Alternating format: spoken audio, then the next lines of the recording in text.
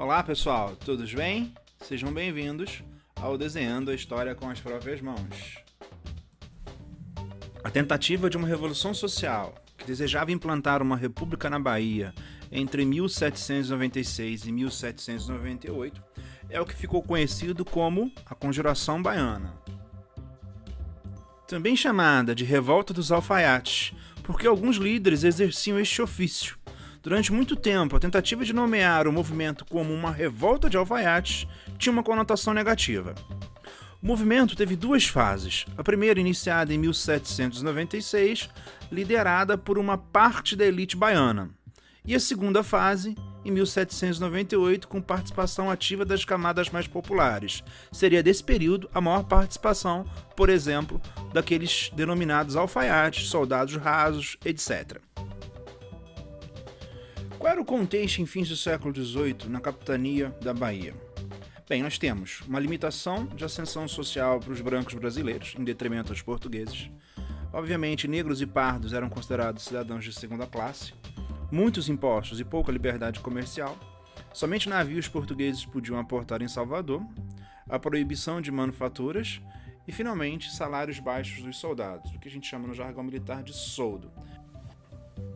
Era governador da capitania da Bahia a essa altura esse menino lindo que estamos vendo, Dom Fernando José de Portugal e Castro.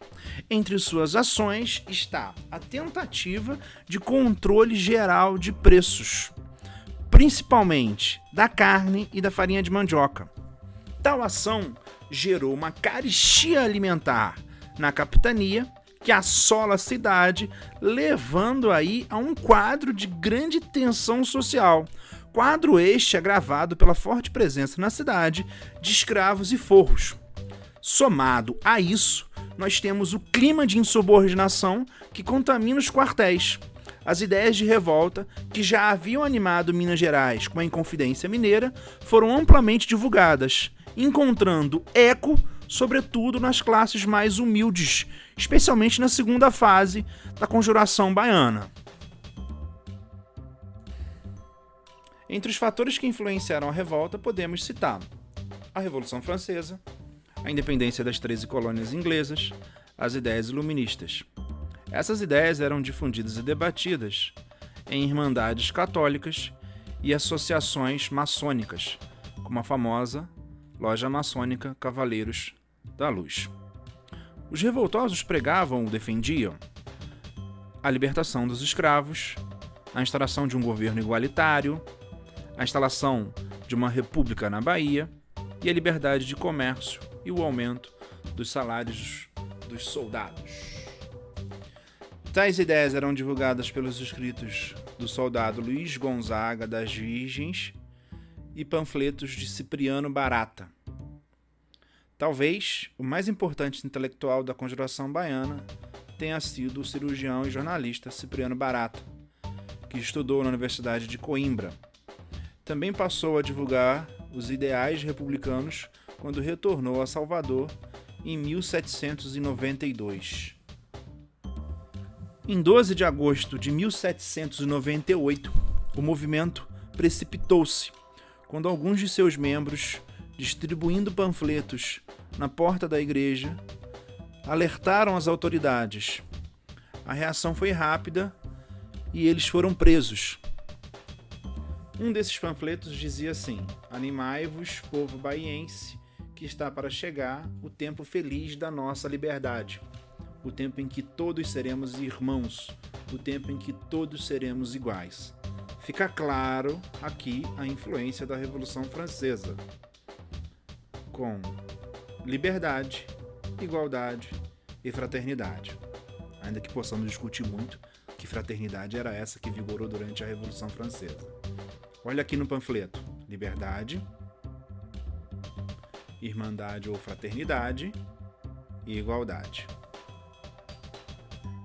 Tal como aconteceu na Inconfidência Mineira, delações indicaram os envolvidos. Nesse tempo, os conjurados esperavam a adesão imediata da população, o que não ocorreu. Dessa forma, o governador ordenou uma devassa geral para descobrir todos os envolvidos. Mais cartas e panfletos foram encontrados na Igreja do Carmo. O soldado Luiz Gonzaga foi preso acusado de ter caligrafia igual aos panfletos e cartas. As prisões cresceram.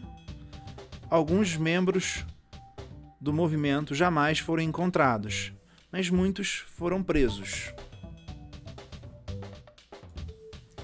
O julgamento dos que foram presos ocorreu em 1799. 6 foram condenados à morte por crime de lesa majestade. Os demais tiveram penas de degredo ou prisão. Entre os condenados à morte, o soldado Romão Pinheiro teve sua pena comutada para degredo na África e o ourives Luiz Pires não foi encontrado. Cipriano Barata foi preso, porém libertado em 1799. Em novembro de 1799, foram enforcados no Largo da Piedade os líderes da Conjuração. Os de classe mais popular eram eles: Lucas Dantas, Manuel Faustino, João de Deus e Luiz Gonzaga. Mulatos, soldados, alfaiates. Seus corpos foram esquartejados e pendurados em várias partes da cidade. Acredita-se que o governador da Bahia buscou proteger os membros da elite baiana das acusações. A semente para o rompimento entre Brasil e Portugal havia sido lançada, porém a independência não foi comandada por camadas populares como as da segunda fase da Conjuração Baiana em 1798, e sim por uma elite. Valeu, pessoal, até a próxima, tamo junto!